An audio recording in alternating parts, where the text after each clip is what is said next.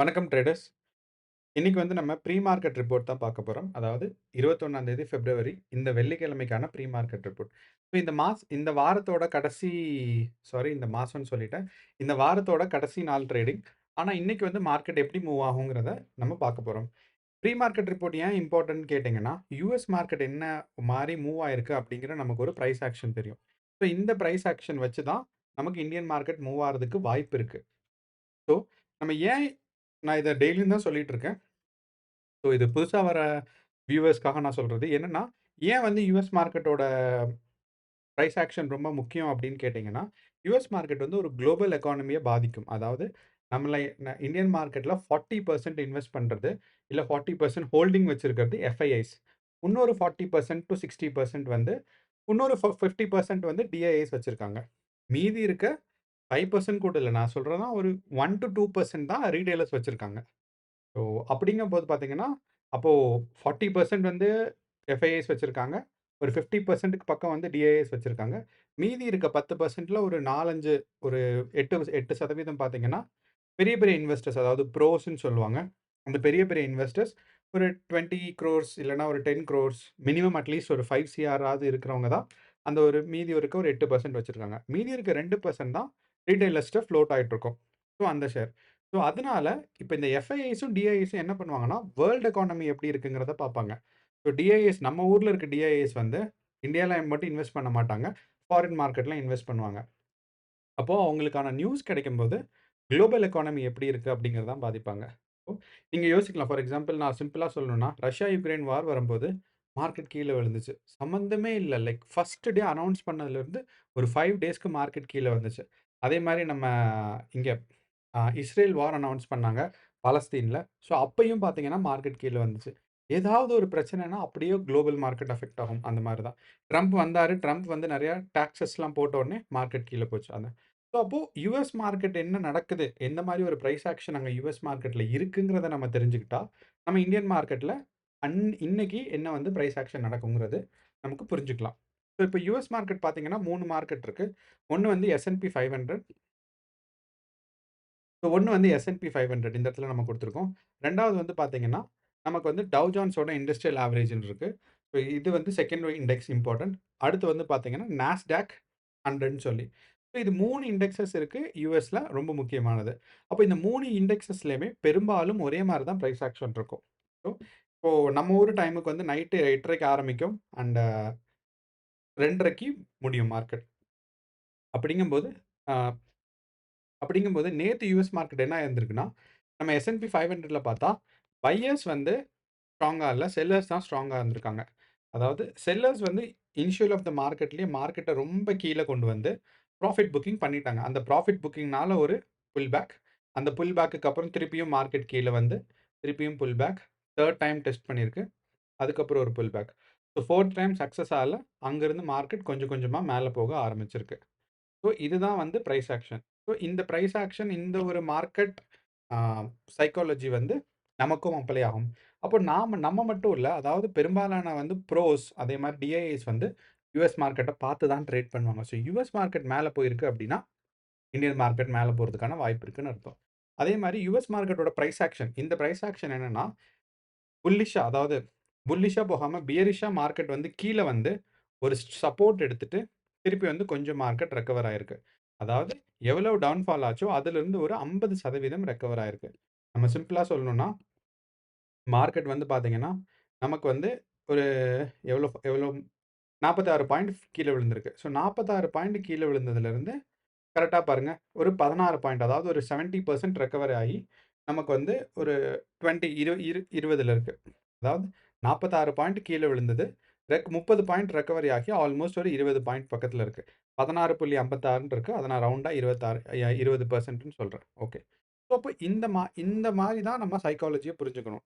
அப்போ இந்தியன் மார்க்கெட்டும் இன்னைக்கு என்ன நடக்கலாம் அப்டின்னா, புல்லிஷா போயிட்டு ஸோ, இந்தியன் மார்க்கெட்டும் இதே மாரி புல்லிஷா போயி, நமக்கு எந்த இடத்துல ஒரு சப்போர்ட் இருக்கோ, அந்த சப்போர்ட்ல 1, 2, 3 டைம்ஸ் மினிமம் டெஸ்ட் பண்ணி, அதுக்கப்புறம் மார்க்கெட் வந்து எவ்வளவு டவுன்ஃபால் ஆச்சோ, அதுலேருந்து ஒரு 30லேருந்து எவ்வளோ டவுன்ஃபால் ஆச்சோ, அதுலேருந்து ஒரு 70% ரெக்கவர் ஆறதுக்கான வாய்ப்பு இருக்கு.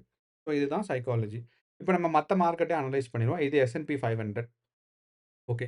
அதே மாரி நீங்க டவ் ஜோன்ஸ் இண்டஸ்ட்ரியல் ஆவரேஜ் பார்த்தீங்கன்னா, அதுவும் அதே மாரி தான். ஸ்டார்ட்டிங்ல நமக்கு பார்த்தீங்கன்னா, அது S&P 500ஓட டவ் ஜோன்ஸ் வந்து நல்லாவே ஃபால் ஆயிருக்கு. ஸோ ஒரே லைன்ல அழகா மார்க்கெட் கீழ வந்து ஃபர்ஸ்ட்டு ஒரு சப்போர்ட் எடுத்துருச்சு. அந்த சப்போர்ட் ஆக்சுவலி ப்ராஃபிட் புக்கிங் தான். ஸோ இங்கிருந்த இங்கிருந்து மேல இருந்த எல்லா ரீட்டெய்லர்ஸும் கீழ வந்தோனே ப்ராஃபிட் புக் பண்ணியிருப்பாங்க. அது மட்டும் இல்லாம ப்ரோஸுமே ப்ராஃபிட் புக் பண்ணியிருப்பாங்க. அப்போ டவ் ஜோன்ஸ் இண்டஸ்ட்ரியல் ஆவரேஜ்ல மார்க்கெட் கீழ வந்து ரெக்கவரி ஆயி ஃபர்ஸ்ட்டு அதுக்கப்புறம் மேல போயிருச்சு. ஸோ இங்க வந்து நெறைய மல்டிபிள் S&P 500 மாரி மல்டிபிள் சப்போர்ட்ஸ் எடுக்கல. 1, 2வது சப்போர்ட்ல மார்க்கெட் மேல போயிருச்சு. ஸோ கிளியரா பிரைஸ் ஆக்ஷன் ஃபாலோ ஆயிருக்கு. நம்ம நாஸ்டாக்கோட இண்டஸ்ட்ரியல் ஆவரேஜ் பார்த்தீங்கன்னா, பிரைஸ் ஆக்ஷன் சேம் தான். வந்துச்சு 1 அதுக்கப்புறம் 2ண்ட் சப்போர்ட், 3வது சப்போர்ட், 4வது சப்போர்ட் கொஞ்சம் மேல எடுத்திருக்கு. அதுக்கப்புறம் போயிருச்சு. ஸோ இந்த 3வது சப்போர்ட்க்கும், 4வது சப்போர்ட்க்கும், 1 சப்போர்ட்க்கும், 2ண்ட் சப்போர்ட்க்கும் நீங்க பார்த்தீங்கன்னா, அதாவது லோவர் லோ, லோவர் ஹைன்னு சொல்லுவாங்க. ஸோ 1 லோ வந்து அத விட லோவர் ஹையா தான் மாறியிருக்கு. ஸோ அப்டின்னா, இத விட மார்க்கெட் கீழ போல. இத விட மார்க்கெட் கீழ போயிருச்சுன்னா, கீழ டவுன்ஃபால் ஆகுறதுக்கான இண்டிகேஷன். ஸோ நம்மளுக்கும் இதே மாரி இண்டிகேஷன்ஸ் இருக்கிறதுக்கான சான்சஸ் இருக்கு. ஸோ இத நம்ம வந்து நிஃப்டி 50ல அப்ளை பண்ணா, எந்த மாரி பிரைஸ் ஆக்ஷன் வருங்கிறத பார்க்கலாம்.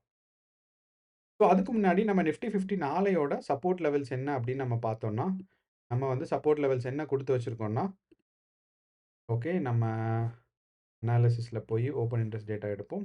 ஓப்பன் இன்ட்ரெஸ்ட் டேட்டா எடுத்தா, நமக்கு நிஃப்டி 50ல பார்த்தீங்கன்னா, 22,900ல அட் த மணி இருக்கு. ஸோ, அப்போ அட் த மணியோட வாலடைல் அட் த மணில இருக்குன்னா 29,900ல வாலடைல் இருக்கு. ஆனா, அதுக்கப்புறம் மார்க்கெட் வந்து பெருசா எந்த இடத்துலயும் மூவ்மெண்ட்க்கான சான்சஸ் இல்ல. ஆனா, இன்னொன்னு என்னன்னு நீங்க கவனிச்சீங்கன்னா, இந்த 22,900ல இருக்க அட் த மணியோட கால் வந்து கம்மியா இருக்கு. புட் ஆப்ஷன் வந்து அதிகமா இருக்கு. புட் ஆப்ஷன் வந்து கால விட டபுள் த டைம் அத விட அதிகமாவும் இருக்கு. அதாவது 2 மடங்கா இல்லாமல் ஒரு 2.3 மடங்கா இருக்கு. ஸோ அப்படிங்கும்போது 2 ஸோ இங்க வந்து 1,00,00,000க்கு பக்கம் இருக்கு. இங்க வந்து 2,00,00,000 இருக்கு. அதனால தான் நான் வந்து 2.3, 2.5 5 டைம் வந்து அதிகமா இருக்குன்னு நான் சொல்றேன். அப்ப அத்தன மடங்கு அதிகமா இருக்கனால, அது ஒரு ஸ்ட்ராங் சப்போர்ட்டா இருக்கும். ஸோ அங்கருந்து பிரேக் பண்றது மார்க்கெட் கஷ்டம். ஸோ அப்போ நம்ம யோசிச்சோம்னா, மார்க்கெட் நம்மளோட யுஎஸ் மார்க்கெட்டோட பிரைஸ் ஆக்ஷன வச்சு பார்த்தா, 2 விதமா நடக்கலாம். 1 கேப் அப்ல ஓப்பன் ஆகலாம். ஆனா, இவ்ளோ தூரம் கேப் அப் ஓப்பன் ஆகுறது கஷ்டம். ஸோ, அப்படிங்கிறனால மார்க்கெட் என்ன நடக்கலாம், ஒரு கேப் டவுன் ஓப்பன் ஆயி, இந்த இடத்துல வந்து சப்போர்ட் எடுத்துட்டு, ஆல்மோஸ்ட் இவ்ளோ ரெக்கவர் ஆகும். இது ஒரு சான்ஸ். 2வது சான்ஸ் மார்க்கெட் இந்த இடத்துல கேப் அப் கொஞ்சம் ஓப்பன் ஆயி, மார்க்கெட் டவுன் சைடு வந்து ஒரு 50% 70% ரெக்கவரி ஆகும். ஸோ, இதுதான். ஸோ, கேப் அப் ஓப்பன் ஆகல அப்படின்னா, மார்க்கெட் இந்த இடத்திலேயே இருக்குன்னா, நிஃப்டி 50ல அதாவது 4900 பிரேக் பண்ணி, மார்க்கெட் கீழ வந்து திருப்பி 4900லயே போய் முடியும். Sorry correct 22,900. ஸோ மார்க்கெட் வந்து 4900 இல்ல மன்னிச்சிடுங்க. ஸோ 22,900லேருந்து பிரேக் பண்ணி மார்க்கெட் கீழ வந்து இங்க முடியும். அப்போ 3 பாசிபிலிட்டி இருக்கு. ஒண்ணு பார்த்தீங்கன்னா, கேப் அப் ஓப்பன் ஆயி 29,900ல சப்போர்ட் எடுத்துட்டு ஒரு 50, 70% ரெக்கவர் ஆகுது. அப்படி இல்லன்னா 49,000 பிரேக் பண்ணுச்சுனா தான் 22,800 வரும். பட் அதுக்கான வாய்ப்பு ரொம்ப கம்மின்னு நெனைக்கிறேன். ஏன்னா 22,900 பயங்கரமான சப்போர்ட் இருக்கு. இப்போ இதிலிருந்து மார்க்கெட் ஒரு கேப் அப் ஓப்பன் ஆயி, டவுன்ஃபால் ஆகி மேல போறதுக்கான சான்சஸ் தான் கொஞ்சம் அதிகம். இது நம்ம நிஃப்டி 50ல அதுக்கடுத்து நம்மளோட பேங்க் நிஃப்டி பார்த்தீங்கன்னா, பேங்க் நிஃப்டியோட ஓப்பன் செயின் அனாலிசிஸ்ல நம்ம ஏற்கனவே இங்க வச்சிருக்கோம். ஆனாலும் நம்ம வந்து இங்க பார்த்தோம்னா, பேங்க் நிஃப்டி ஓப்பன் செயின் 49,000ம் 49,500ம் நமக்கு ஒரு ஸ்ட்ராங் சப்போர்ட்டா இருக்கு. அத விட்டா 48,500 போகும். பட் 49,000ம் இங்க குடுத்துருக்கோம் நம்ம ஒரு பாக்ஸு. அப்போ 49,000ம் 49,500ம் ஒரு சப்போர்ட் அண்ட் ரெசிஸ்டன்ஸா இருக்கு.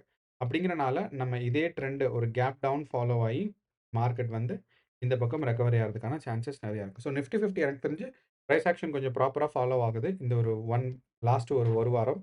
அப்படிங்கிறனால மார்க்கெட் கொஞ்சம் டவுன்ஃபால் ஆயி 49,000த்துல சப்போர்ட் எடுத்துட்டு மார்க்கெட் வந்து மேல போகும். இது ஒரு விஷயம். ஸோ நம்ம இதுதான் வந்து நிஃப்டி 50யோட எனக்கு தெரிஞ்சு பேங்க் நிஃப்டியோட அனாலிசிஸ். அண்ட் நம்ம இன்னைக்கு வீடியோ முடிக்கிறதுக்கு முன்னாடி நான் புதுசா ஒரு டேட்டா காமிக்கணும்னு நான் எக்ஸ்பெக்ட் பண்றேன். என்னன்னா, விஐ சார்ட். விஐ சார்ட்னா என்னன்னா, அ இன்டர் ஐ மீன் இன்ட்ரின்சிக் வாலடைலிட்டின்னு சொல்லுவாங்க. ஸோ இந்த இன்ட்ரின்சிக் வாலடைலிட்டினா என்னன்னா, அட் த மனில. ஸோ நான் வந்து நம்மளோட நெறையா ஃபாலோவர்ஸ் வந்து ஆப்ஷன்ஸ் பண்றவங்களா இருக்கீங்க. ஸோ அதனால இன்ட்ரின்சிக் வாலடைலிட்டி உங்களுக்கு கண்டிப்பா தெரியணும். அண்ட் அட் த மனில. ஏன் அப்டின்னா, நீங்க அட் த மனில வாங்கணுமா? இல்ல வந்து அவுட் ஆஃப் த மனில வாங்கணுமாங்கிறத, இந்த இன்ட்ரின்சிக் வாலடைலிட்டி சார்ட் வந்து உங்களுக்கு தெரியும். கண்டிப்பா வந்து நீங்க ஆப்ஷன்ஸ் அண்ட் ஃபியூச்சர்ஸ்ல பண்ணீங்கன்னா, உங்களோட அனாலிசிஸ் வந்து மல்டிபிளா இருக்கணும். ஸ்பாட்ல பண்றவங்க சார்ட் அனலைசிஸ் பண்ணா மட்டுமே கூட அவங்களுக்கு ப்ராஃபிட் கிடைக்கிறதுக்கான வாய்ப்பு இருக்கு. அதே மாரி சார்ட் அனலைஸ் பண்றவங்களும் ஓப்பன் இன்ட்ரெஸ்ட் டேட்டா அனலைஸ் பண்ணீங்கன்னா, இந்த மாரி ஓப்பன் இன்ட்ரெஸ்ட் டேட்டாவ அனலைஸ் பண்ணீங்கன்னா, உங்களுக்கு சப்போர்ட் அண்ட் ரெசிஸ்டன்ஸ் கிளியரா இருக்கும். ஆனா, ஆப்ஷன்ஸ் அண்ட் ஃபியூச்சர்ஸ்ல இருக்கவங்க எஃப்ஐடி டேட்டா கண்டிப்பா பார்க்கணும். ஆப்ஷன் செயின் பார்க்கணும். வாலட்டிலிட்டியும் பார்க்கணும். ஸோ வாலட்டிலிட்டி பார்க்கும்போது, நமக்கு வந்து ஜனவரி 29ஆம் தேதி தான் ஹையஸ்ட் அட் த மனில வாலடைல் இருக்கு. இங்க ஏடிஎம் வாலட்டிலிட்டின்னு குடுத்துருக்காங்க. ஸோ, அப்போ இது வந்து per day calendar. Sorry per day candle. அப்போ நமக்கு லாஸ்ட்டா பிப்ரவரி 20ஆம் தேதி பார்த்தீங்கன்னா, வாலட்டிலிட்டி ரொம்ப குறைஞ்சு 12ல இருக்கு. அப்டின்னா உங்களுக்கு என்னன்னு அர்த்தம்னா, மார்க்கெட் மேல புஷ் ஆகுறதுக்கான சான்சஸ் இருக்கு. ஸோ நாளைக்கும் மார்க்கெட் வந்து கீழ போச்சுன்னா, ஸோ நீங்க பார்த்தீங்கன்னா, மார்க்கெட்டோட வாலட்டிலிட்டி எப்ப குறையுதோ, அப்போ வந்து மார்க்கெட் மேல போகும். மார்க்கெட்டோட வாலட்டிலிட்டி எப்ப மேல போகுதோ, அப்போ வந்து குறையும். ஸோ ஷார்ப்பா இந்த இடத்துலருந்து 19லருந்து வாலட்டிலிட்டி 12க்கு வந்திருக்கு ஒரு 3 டேஸ்ல. அப்படிங்கிறனால, அடுத்து வந்து கொஞ்சம் புல் பேக் ஆன சான்சஸ் இருக்கு. அது அடுத்த வாரம். ஒரே நாள்ல புல் பேக் ஆகாது. ஸோ அடுத்த வாரத்துக்கான புல் பேக் சான்சஸ் இருக்கு. ஸோ அது மட்டும் இல்லாம நம்மளோட இங்க இந்தியா விக்ஸ்ன்னு சொல்லி ஒண்ணு இருக்கு. ஸோ இந்த இந்தியா விக்ஸோட வாலட்டிலிட்டியும் பார்த்தீங்கன்னா, 14 இருக்கு. 14லிருந்து இன்னும் கொஞ்சம் கீழ போனா தான் மார்க்கெட் இன்கிரீஸ் ஆகும். ஏன் அப்படின்னு கேட்டீங்கன்னா, வாலட்டிலிட்டி அண்ட் மார்க்கெட் பிரெடிக்ஷன் அதாவது மார்க்கெட் மேல போறதுக்கு புல்லிஷ் மார்க்கெட்டா மாறணும்னா, நம்மளோட வாலட்டிலிட்டி எப்படியா இருந்தாலும் ஒரு 13, 12 வந்தா தான் புல்லிஷ் மார்க்கெட்டா வரும். வாலட்டிலிட்டி குறைஞ்சுக்கிட்டே வருதுன்னாலுமே, ஒரு 12க்கு கீழ வந்தா மார்க்கெட் நல்லா ஸ்டீப்பா மேல போகும். அண்ட் மார்க்கெட் வந்து இந்த 15, 14 ரேஞ்சுல இருந்துச்சுன்னா, டவுன் சைட் மார்க்கெட்டா இருக்கிறதா தான் அர்த்தம். எப்போ வந்து 15யோ இல்ல வந்து 14யோ பிரேக் பண்ணுதோ, அப்பதான் மார்க்கெட் வந்து ஏதாவது ஒரு கிளியரான மூவ்மெண்ட்ஸ் வரும்.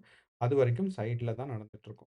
நீங்க மிட் கேப்பும் அதே மாரி ஸ்மால் கேப் யாராவது பண்றீங்கன்னா கமெண்ட் பண்ணுங்க. ஏன்னா நான் இதுவரைக்கும் அனலைஸ் பண்ணல. பட் எனக்கு தோணுது ஏதாவது அனலைஸ் பண்ணலாம் அப்படின்னு சொல்லி. ஏன்னா mid cap and small cap வந்து இப்ப எமர்ஜிங் மார்க்கெட்டா இருக்கு. இந்த ஒரு சிச்சுவேஷன்ல.